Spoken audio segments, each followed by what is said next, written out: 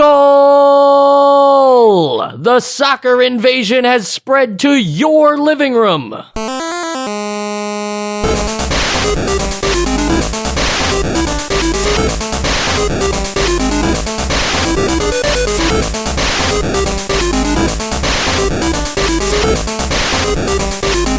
And welcome to Nostalgia, a chronological exploration of every NES game released in North America. I'm Mike. I'm Sean.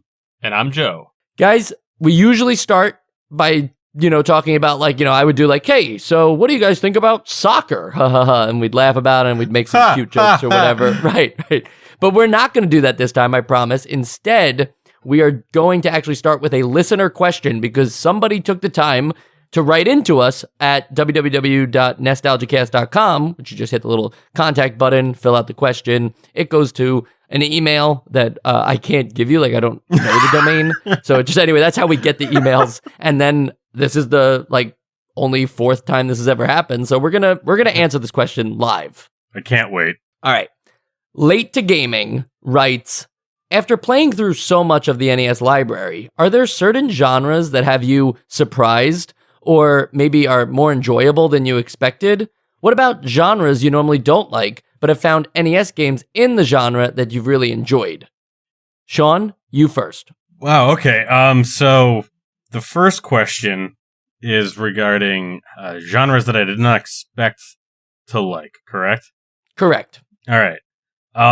I'd say that I was always kind of dreading at the beginning of this podcast just how many shmups that we'd have to play. And because I just never really was a fan, and I just thought they were overly simplistic and yada yada. But and I'd still say that they're not my favorite, but I would say that playing through them on this podcast has shown me that that they can be done well, and with there is a lot of creativity that goes into differentiating a good shmup from the crowd, even though the crowd is pretty thick. So yeah, I'd say that's where I'd place that. And then for the second question, if you have an answer for it, it's fine if you don't. Genres you normally don't like, but have found an NES game that you do like in that genre. Man, it's almost the same. With Gradius and the several other shmups that we've put onto the essential games list.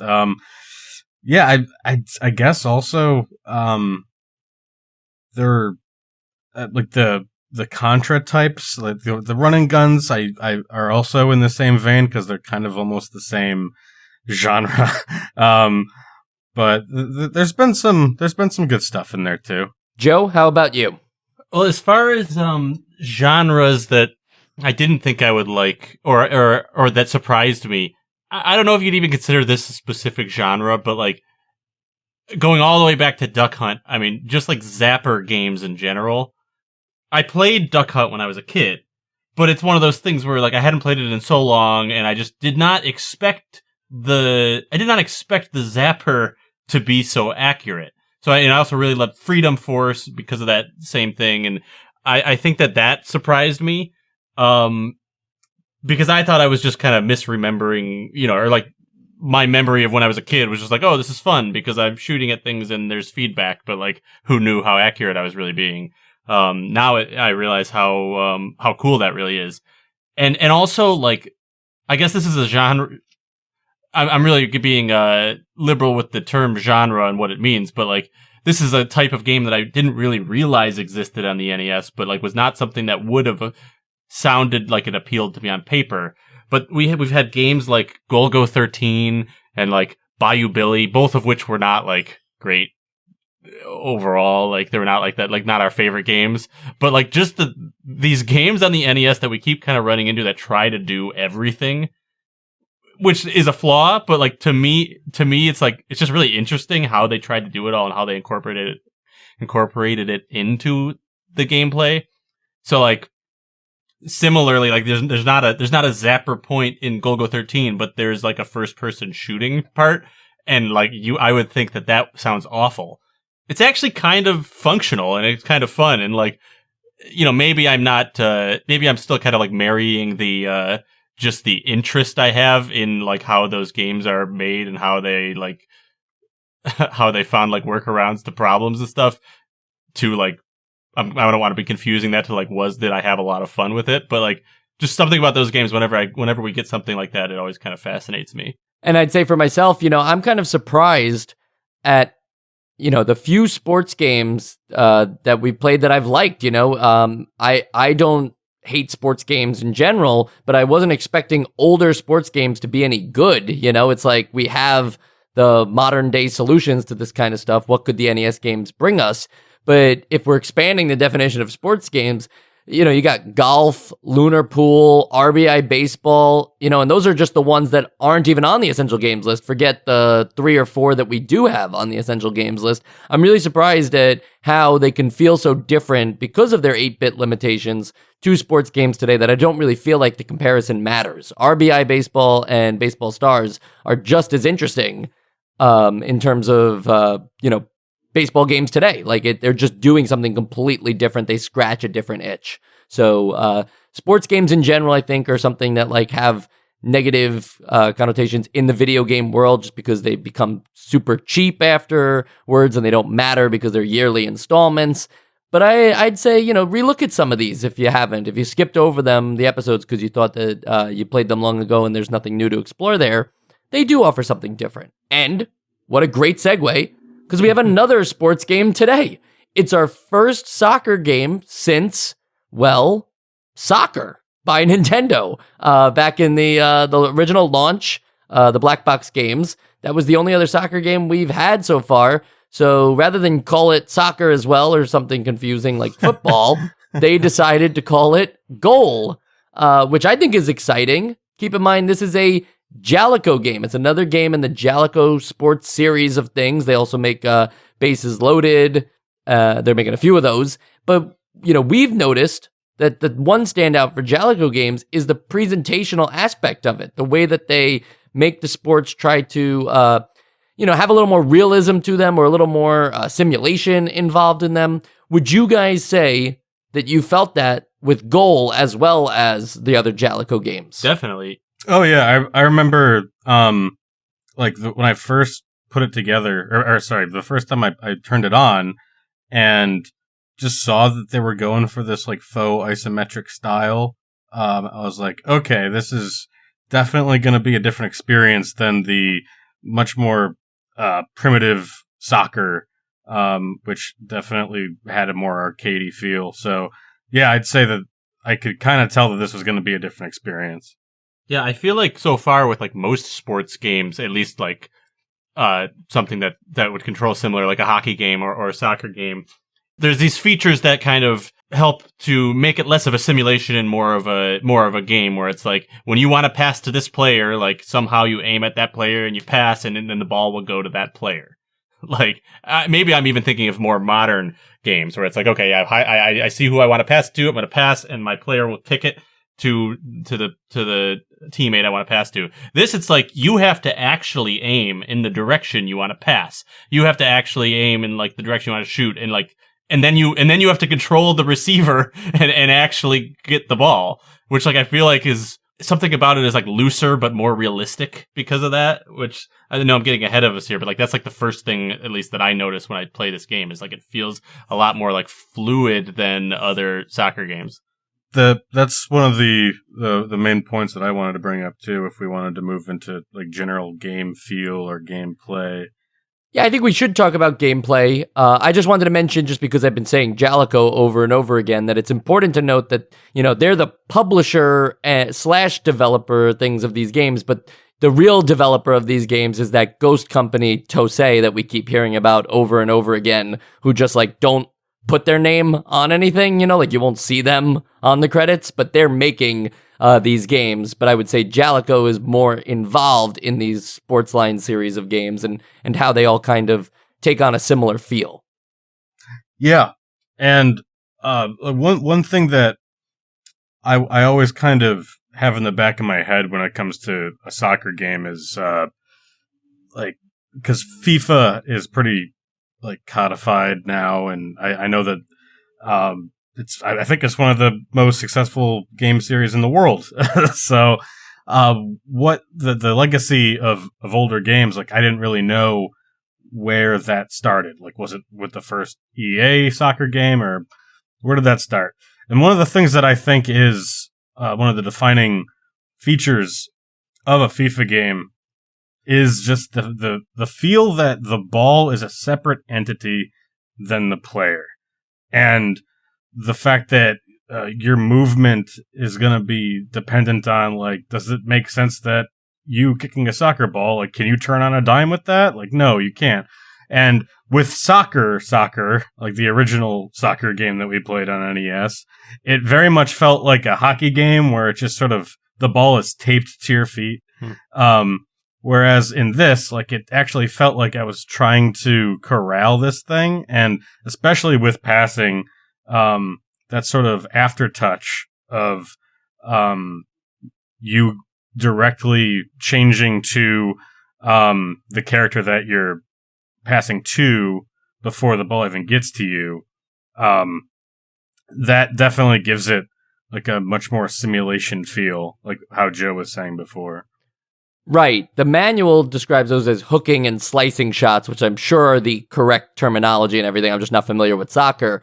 But that is an inclusion on this kind of soccer game that I'm impressed with here. You know, it's something that first you just decide to whether you want to, pass or shoot or whatever, but then you can change the direction of the ball doing a hook shot or a slice shot after the fact, almost an aftertouch where you hold down the B button and press the you can press the up button to give the ball a forward spin, the down button to give the ball a back spin, and that extends or shortens the length, but you can also hook a little bit, so this way it curves and has a nice touch to it. And I think where we are with this game, Sean, you really summed it up well with that the ball is kind of its own character.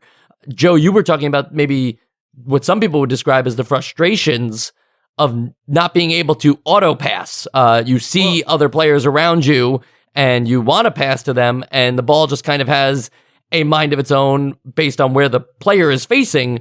But to me, that makes more sense, right? Yeah, like that is, I want to say I was not considering that a negative or a frustration. No, I know. I'm saying I think people would think that's a problem at first, is that they aim for our particular character, and the ball just kind of, especially with a pass, one, it doesn't have nearly as much power as a kick, and it doesn't necessarily land in front of anything that you might want it to land to. I'm of two minds on it, because I think the fact that what I was trying to bring attention to was sort of what is now kind of a natural feel in a sports game is like when you pass, the game almost intuits, depending on your directional input, like where you're trying to put it. Not quite like exactly what your input was, but like, oh, there's I'm detecting another player in this area, and the player has put this input in, so this pass is going to go kind of in that direction. Whereas, like, no, like if you, it will go exactly where you point the D-pad. And I'm not saying that, I don't think that that's great. I think that there could have been some sort of pass assist on. But I also think that the fact that it gives you control of the player you're passing to immediately, like that was what I was praising. Whereas the kind of slapdash passing in general, it feels a little half baked. If that makes any sense. Well, what I think, like, I like as the concept, or even as the implementation, like the actual fact that you kick the ball exactly where your input is, and it's like it feels real, like that, like kicking a real soccer ball. You're kicking in that direction, and your other player has to pick it up. And I think that's a really cool feature. And it just depends on what you're used to and what you like. But like if you wipe clean all of your expectations of a soccer game, personally, I like that.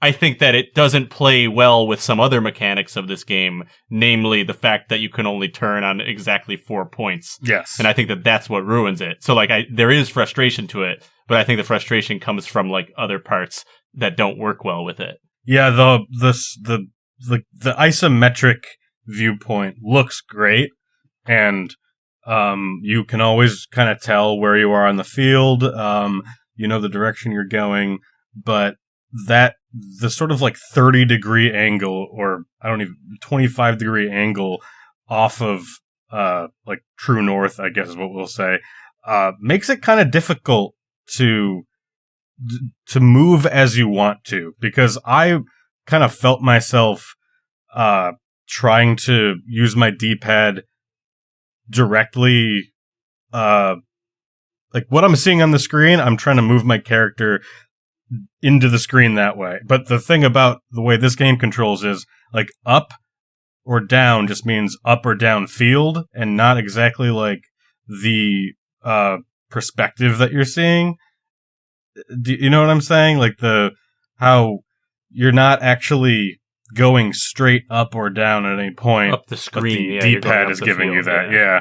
Yeah, you're almost always moving diagonals too. You know, you're kind of hooking either up and to the left or up and to the right. Moving up is almost like moving right in this kind of angle. So I would also like to question just the amount of information they put on that particular field. You know, this could be a plus for some people because a soccer field is rather large. But I felt like not always knowing where players were in the layout of the actual like soccer field really hurt my experience, because you do kind of have to sometimes, because the enemies are always coming close to you, and they they have a sliding kick that is kind of devastating and doesn't have really a way to defend against it. Sometimes you have to get loose of that ball, but you don't know where your other players are, and you have to kind of just pass it off as I hope that they then give me control of somebody who's close by. Yeah, I turned it over in like the opponent's end, and I was like, okay, now they're going on a bit of a break, and I'm sure my defenders will show up eventually. And now it's past midfield, and I'm like, there's definitely like 2 or 3 more guys on my team. And like, it turns out they were like all in like the goal box. And I was like, what are we all doing here? Like, there should be like maybe a couple like floating indicators on the perimeter of the screen to sort of like show you where other guys are. I don't know. So there could be some quick fix, but that did happen to me a lot too.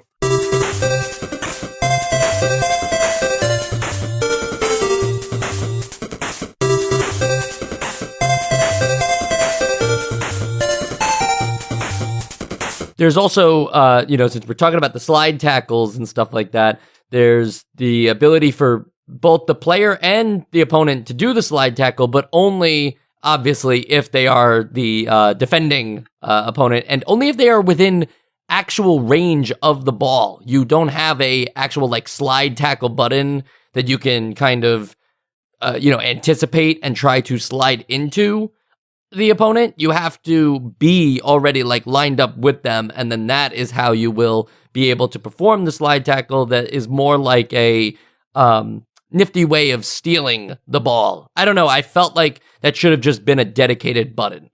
I agree, and that also sort of puts more like onus on the player of like, oh, you're gonna get like yellow carded or red carded if you spam this and end up doing the wrong thing.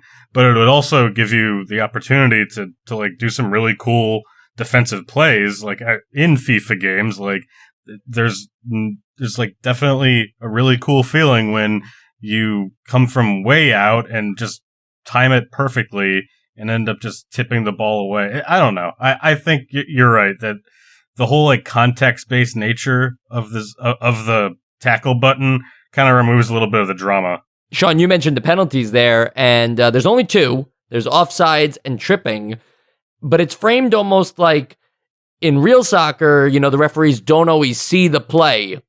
And in this game, sometimes the penalties are just not called. It's up to you to decide if the risk of getting called out on the play is worth making it. Is that like in video games, right? Is that actually a neat mechanic that the referees aren't perfect and that they won't always call that play, specifically in something like soccer too? Or is this just I wish they would call it every time because it doesn't make any sense to just randomly decide whether I should push my luck or not? Well, thankfully with offsides, like that is such a bedrock rule in soccer that it won't be randomized. Like, you're either offsides or you're onside, and it's not like a football game where the penalty itself has to be abstracted into like a mistake that a player is making, like a false start or something. And it's actually like where you are positioning your players, and if you did it wrong, you're going to get called. So offsides, I think, is done fine. Whereas, if it's something like tripping, where you are mistiming your slide tackle and hitting the player before the ball, I don't know if we're there yet with this game, because there's already kind of like so much of a mess in terms of like when players get next to each other that it just turns into like this weird like sprite dance where they keep changing their perspective and the ball is kind of like close or not, and it's not precise enough, I think, to whether you can have it be it should be all the time or none of the time in this case. Like, you can't really have those edge cases like in more modern games where they're just it's a more granular experience.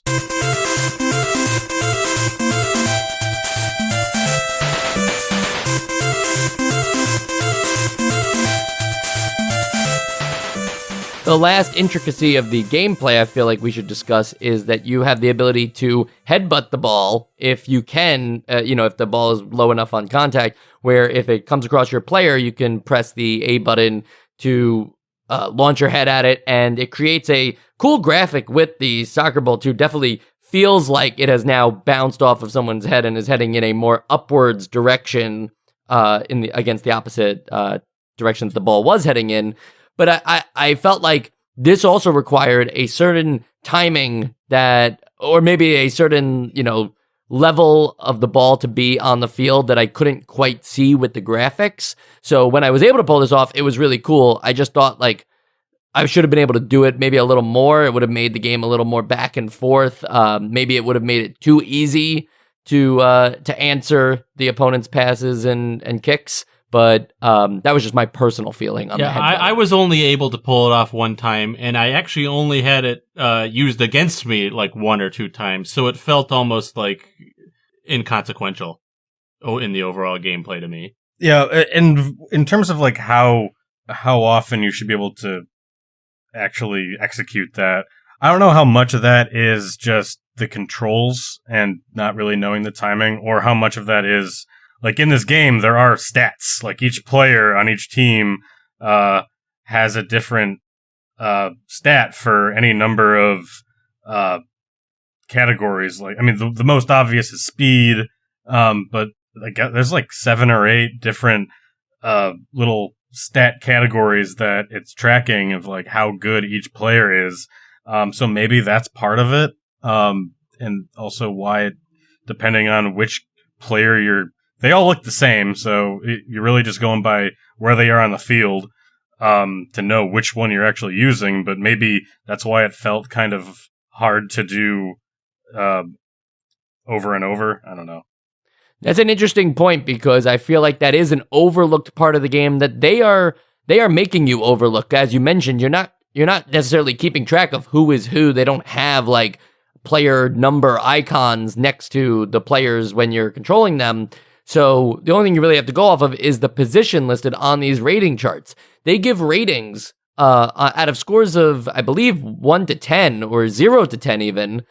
Some are 0 to 3 as well, I think.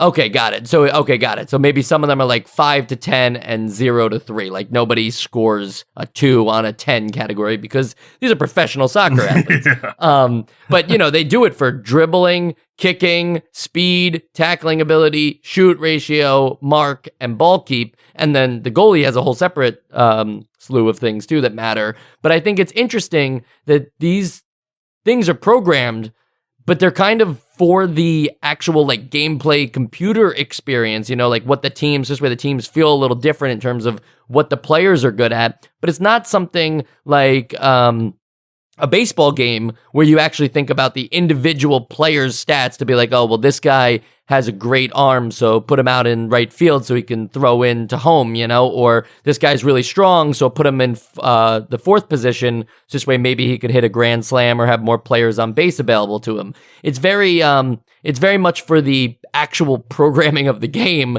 and then they probably just said, well, we have all these numbers, might as well make it more useful and put that information somewhere within the game.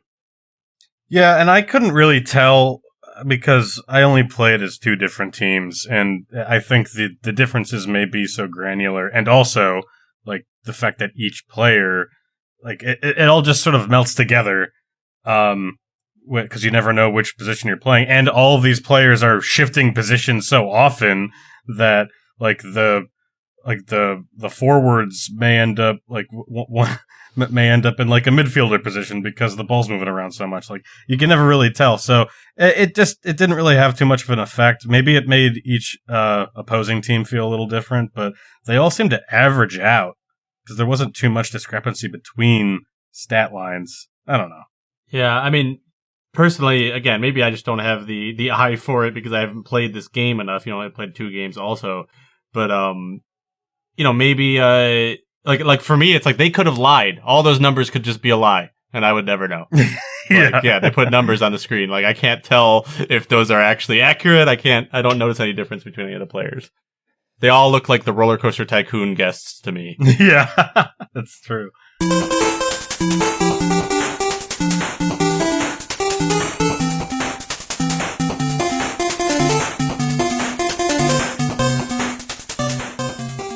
The one thing you have to give them credit for, though, and feel free to tell me if this wasn't your experience and I just suck at the game, you have to give them credit for making soccer feel like how it is on TV, where it is impossible to score goals and it is a low-scoring style game where when you do finally get the ball in the net, you're thinking like, okay, I'm up by 1 and I feel like I can win this, not like the computer's going to answer back right away.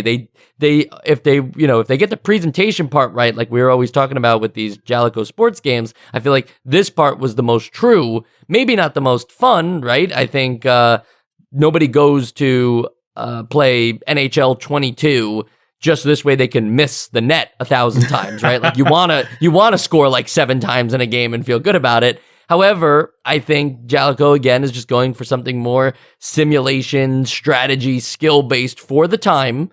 And I think they've pulled it off pretty nicely here because getting the ball even just over to the net and then dealing with the defenders and the goalie and getting it by them does require, a pretty skillful setup. And I'm not saying it requires advanced playing, like you need to know all the ins and outs of the game in order to score goals. I scored goals. It just felt like they were earned. Yeah.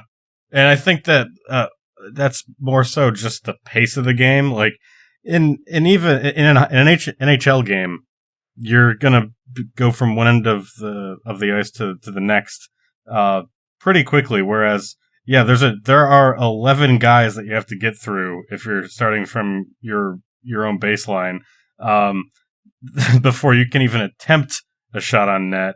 So some of it is just because it's soccer, but I also think that they did a pretty good job in terms of balancing with, like, if we're gonna say all of the gameplay mechanics that they've put together are like the way you want to do it.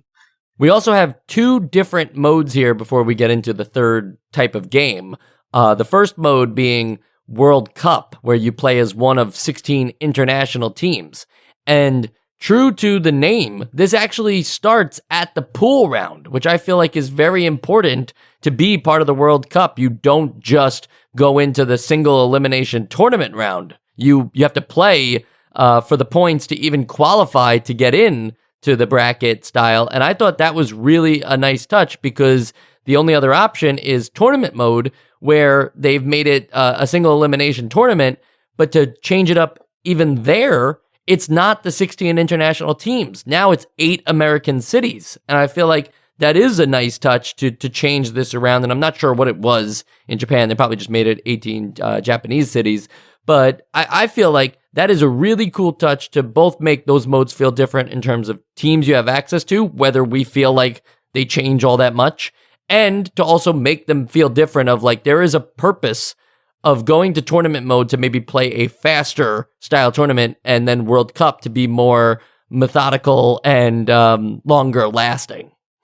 Yeah, I thought it was neat, and I also thought it was funny that in the manual, because there aren't individual stat lines for each team, that there's one for each international team, but then for the American teams, they'll just this is France or Miami. The Miami American team is just a cookie cutter of the French team. Yeah. So I thought that was, I just think it was cool that, that I guess that was like the MLS teams at the time. Was the MLS a thing? I'm not entirely That's what I was wondering. Yeah, is the MLS even a thing back then? Yeah. But yeah, most of those cities do actually have MLS teams now. So must be something about that. Mm-hmm. And then the third mode is a shoot competition where you play as one of 3 star players. I'm assuming these guys are real. I didn't see like a Messi or anything like that, so I didn't recognize these names. But I'm assuming they're real. And it's just basically a one-on-one with the goalie where you get 5 tries to get past, 2 defenders as well. You have to first get past the 2 defenders and the goalie to score. After those 5 tries, you get 5 more tries to beat your previous score, or you can, hand off the controller to a friend and see if they can beat your score. This is not a fully fledged mode. This is more of just a way to play around with, a 1v3 style, which you're going to run into in the real game, I suppose. It's not like they changed the actual layout of the game so that it's now, first person or more side scrolling or something like that. It's the same exact view, just now 1v3. Yeah, it's closer. So your sprites are bigger and stuff. But I think that this mode does shine a light on the flaw I had with the other modes, where your aim is you just don't have enough points on the circle, on the 360 degrees around you to shoot. And I know you can hook the ball or whatever, but it always feels like, okay, I'm right now where I'm facing, I'll be shooting right at the goalie. So I want to shoot a little bit to the left, and then I turn a little bit to the left, and that's 90 degrees to the left, and I'm just shooting completely to the corner of the field now. I don't know what the solution is, but I wish that even if you just did if you hit up and right at the same time, you go kind of northeast a little bit, but it doesn't seem, unless I'm over exaggerating or misremembering, it feels like it's actually 90 degree changes, not even 45 degree changes, which still wouldn't be great. But I think that as much as I love the way that they're trying to do this, I almost think you kind of just need a joystick for that. And in addition to that, I think that there should have been however long you hold down the button before releasing it, that should indicate power, where it just feels like every pass and every shot has the same velocity, no matter where you are. I want to do a long lead pass up to my forward, but no, I'm just gonna sort of kick it, maybe, I don't know, 30 yards, and then it's just gonna come to a stop, and whoever gets to there first gets to there. So I think, yeah, but between, although we've been kind of saying a lot of good things about how true of a simulation this game is for the NES, it also is lacking in a lot of places in terms of just the controls of the game, and it can add a lot of frustration. Yeah, I think that's important because you're right, we've been hyping up the game a little bit. I'm not sure when the time to have talked about, the flaws would have been. I guess, if you have flaws, list them in your essential games list vote, because that's where it would really count. But I would argue that the shoot competition mode as a whole is just kind of a nice bonus thing to include. Thankfully, it's not the actual game. For me, this wasn't really something I played around with all that much. I do wonder if this should have been a mode where you had even more control over the ball in terms of spin and stuff like that, because as Joe mentioned, you are a little closer. So if you had any way to have a little more fun with the type of shot you could take on net, this would have been the place to put that in. Now, with 2 players, the players can play against each other in the verse mode, but you can actually play on the same team as well, which I think, again, is just another great feature. They're definitely thinking about, a lot of quality of life improvements and just things that we don't expect from NES sports games. I think maybe that's why we've been so nice about the game, is because, these features might not be fully functional or even work all that well to begin with, but I do think just the inclusion of these kinds of mindful modes make the game last longer, in terms of something that you buy and then you have to spend your time with. I think a kid who gets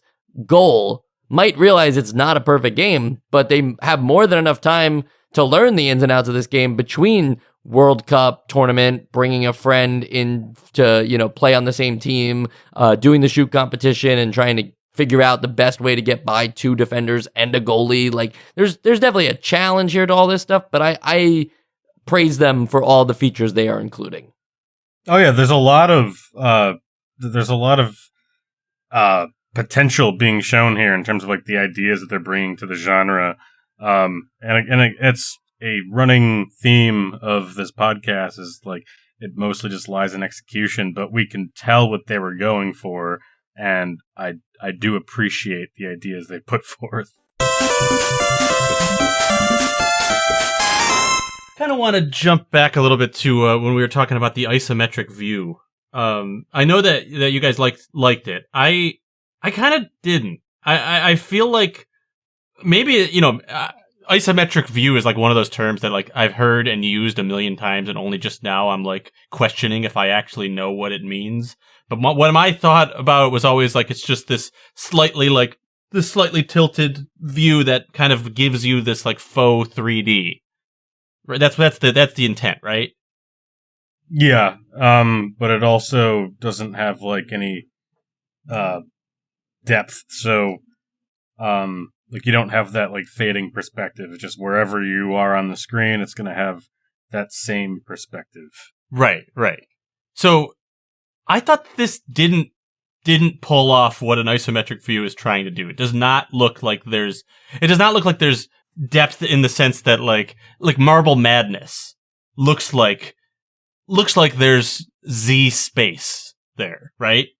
This looks like it's an exact vertical soccer game that was tilted not in Z space, just tilted on like the XY axis. And I think that's because there's just not enough detail on a soccer field. There's not depth. The soccer field is too flat to make it look like that. So I just feel like this didn't, and maybe it's just I'm not seeing it. Like I'm looking at it just not feel like something like Marble Madness does, or like on the Super Nintendo, like Kirby's Dream Course feels like it's in 3D space, even though it's a 2D game.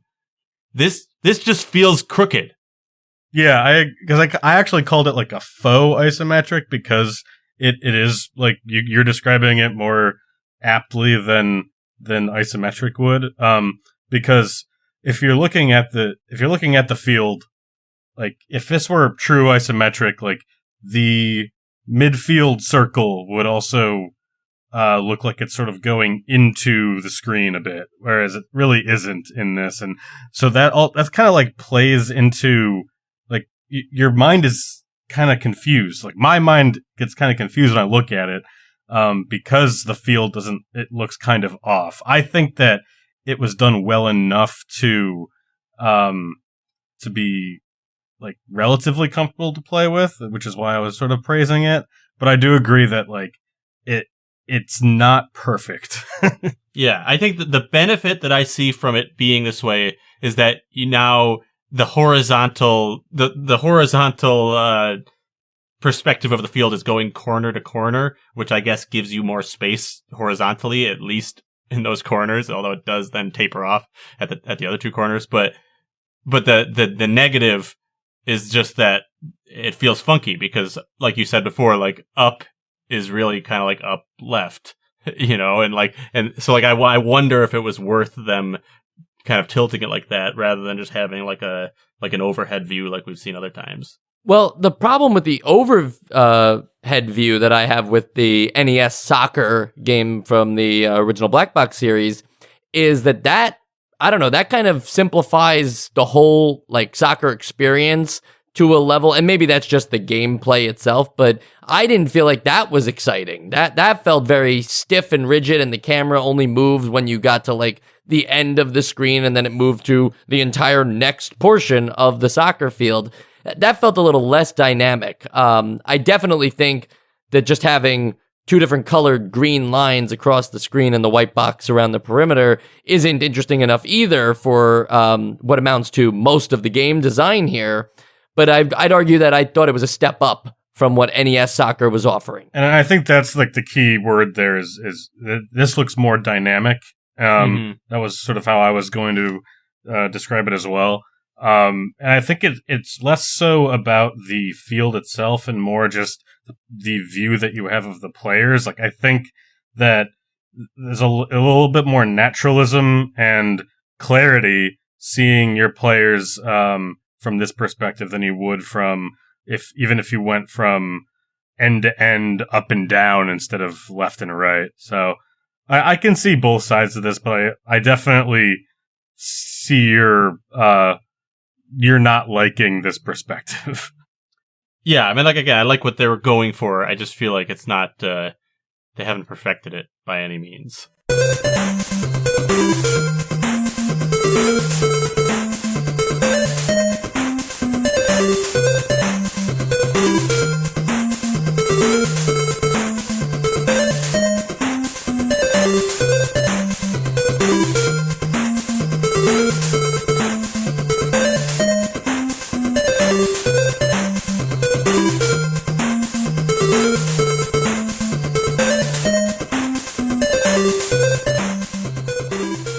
On the sequels and spin-off side, we will be playing Goal again on the NES when it is called Goal 2. I don't know. Maybe it could have been called Score. But Goal 2 sounds weird, especially because it's not the number 2 or Roman numeral 2. It's spelled out TWO, and that feels wrong. I also think that are you spoiling something that by saying that we're just playing it again? Like, is it confirmed that they didn't change anything? No. I just meant like we'll have our shot at the Goal series. Okay. I can't confirm or deny if they change anything. I don't play in advance, so I don't know what Goal 2 has. I will say though that since that is kind of late when we play Goal 2, there's also Goal on the SNES. And the Sega Genesis and all that. So I wonder if it's like too little too late for Goal 2, because then it's like the Super Nintendo comes out and obviously like sports games in general just kind of improve with the 16-bit nature. So I wonder what we get with Goal 2 versus Goal on the SNES. But also like the fact that there's multiple Goal games, like that's kind of crazy. I've never heard of this franchise. Yeah, for sure. I didn't think I was going to have a sequels and spin-off section. Something about a sports game sequel just calling itself, like, Goal 2 is funny to me. Like, just like NHL 2. It's just, I don't know. Maybe it's just me. This is a little bit in the weeds, but 12 years ago, I always thought it would be weird when, like, the yearly franchises got to, like, 2010. It was like, okay, NHL 06, 07, 08. I know that those are years, but NHL 10? Like, that just sounds silly. Yeah, it's just the 10th iteration of NHL. Yeah. Sorry, that was silly. No, I like that. I also have a silly fact. When it comes to football, and I mean the European soccer, when it comes to those games, Moby Games, which is a website I use a lot to get information for these types of games and also images for our Twitter and stuff like that, they list that there are 1,534 soccer games known to man across all various systems and stuff like that. I'm surprised that this is only the second NES soccer game we've ever gotten. I would say so too. But maybe there's 40 more on the NES we have to go through. Or maybe they're on the Famicom and they'll make great Nostalgia Bites episodes. All of them. Mm-hmm. Yeah. When I think of soccer franchises, definitely FIFA comes to mind, but also I never played these, but Winning 11-7 also comes to mind because of the weird title. I think the series is winning 11, and that's just the 7th one. Oh my goodness, that's so funny. I really thought that it was always winning 11-7. I remember seeing a review of that, like, I don't know if it's X-Play or something, and yeah, that specific entry is in my mind as well. Wow. And apparently, it's also just known by its official name as PES, Pro Evolution Soccer, which I have definitely heard of as well, but I didn't know they were the same I franchise. didn't know that either, yeah. Yeah, so PES, I think, maybe still going today. It seems so. it seems like the latest release was called eFootball, so they just don't give a shit about what the branding is for this. They just assume you know that it's in their line of football games, and not... They're definitely like the third party because of how like EA has that almost monopoly on sports games now. So it definitely shows. I have played one of them, and it's not perfect, but it shows that they're like a third party. Not entirely breaking news here, Sean, but it is worth mentioning that EA no longer has the FIFA license. They refused to pay the money that FIFA was demanding, so they said they're going to make their own football that was like game. A few weeks ago, right? Yeah, a few weeks ago. So they will try their best. I'm sure they will succeed. People are going to see EA Sports Soccer, and they're probably going to just be like, great. I never really cared whether the company that also kills hundreds of people building soccer stadiums also has their name on the game. I think they're a match made in heaven. EA and FIFA. Do you know what's a match made in heaven, Sean? Michael Esposito and the Essential Games list. Close. I was going to say nostalgia and the Essential Games list. Well, you are nostalgia. Okay. You're Mr. You are nostalgia. All right, it's Mr. Nostalgia back after the world's shortest little song that we have for the Essential Games list. And I'm going to pass it off to Sean for his vote on Goal for the NES. Thanks, Mike. Goal is like a lot of sports games where I have a lot of thoughts about little minutia and how they pull off certain features and how I kind of do the same Essential Games Let's vote for every sports game unless it's like Tecmo Bowl. So I will cut to the chase and say lots of cool things that they tried and were successful. Lots of less cool things that they tried that weren't successful. While I would say that this is the superior soccer simulation on the NES, it is not Essential worthy. Joe. Yeah, I think that for me, I just really can't get past those 4 points of rotation. Like that, as much as it like sounds on paper like the small thing, the whole game. I mean that really changes the whole game for me, and I think that that coupled with the kind of cool thing that I think they were doing by making it like a little more of a fluid style with like the way the ball controls and the way the ball moves. Just the way that they just really don't work together is kind of a shame, because I think that that was a cool like idea, and it would work well if they were doing this on maybe a later system where they had a joystick or something, or just had something that was that you could turn around more, you can be on more points of the axis. Other than that, like, I'm not a big sports game guy in general. I don't have too much more to say about it. It was a soccer game. It had that kind of what I consider a glaring flaw. So I'm not going to vote it essential. The only thing I'll add here is that it's nice when you play these games chronologically and you're like, oh, this is an improvement over the other ones in its genre. However, that's only one game right now, and I'm confident it can still be improved upon. I think while this game has a lot of fun features, it's actually missing the excitement of like what a video game brings. I wasn't actually like ever feeling like much joy or excitement while playing this game. I was more just like appreciating it as a NES limited soccer game and being like, oh, that's neat that they did all this stuff. Doesn't mean that it was fun. And I think you have to be fun to be on the Essential Games list. I'm just imagining you'd be like, but why soccer? Like, why couldn't they do this with something I enjoy? Right. Well, yeah, that's true too, right? Are we all just like, is this a North American problem? If we were European, would every soccer game go on the essential games list? We put Tecmo Bowl on, and that's American football. Damn right it is. That's true. However, that's a really good game and fun today. It's all about being fun. I have a fun score. I would score this a 37. Wow, that's very specific. It's not out of 100. What is it out of? Remains to be seen. Just like the future episodes of Nostalgia, they remain to be heard. They have not been made yet. We will keep making them as long as you keep listening. Next week, we'll be playing Godzilla Monster of Monsters, which I question that. Godzilla is the king of the monsters. I've never heard anybody refer to him as the Monster of Monsters. That sounds like part of the dark universe. Like, yeah, they definitely like that. They made a mistake. It's like, oh, he's king of kings, monster of monsters.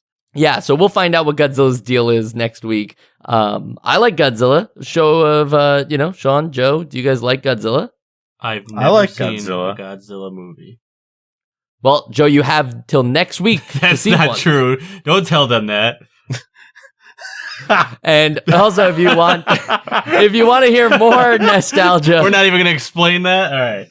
No, absolutely not. If you want to hear more nostalgia, there's also a whole nother show of nostalgia that we kind of teased earlier in the episode, but it's worth mentioning again. It's called Nostalgia Bites, and we play the Famicom games. We just recorded the Dig Dug episode, and that means that 5 episodes plus some bonus content and a Discord are available when you join our Patreon, patreon.com/nostalgia. There's a link in the show notes, so just hit that button right there. We're recording the episode for Tower of Druaga soon, which, believe it or not, just got an Arcade Archives edition for both PS4 and Switch. And if it's on PS4, it probably means PS5, but don't quote me on that. I guess what I'm just saying is you have a lot of options to play this game that happens to be also a Famicom exclusive. Go figure how this stuff works, but that's the year 2022 for you.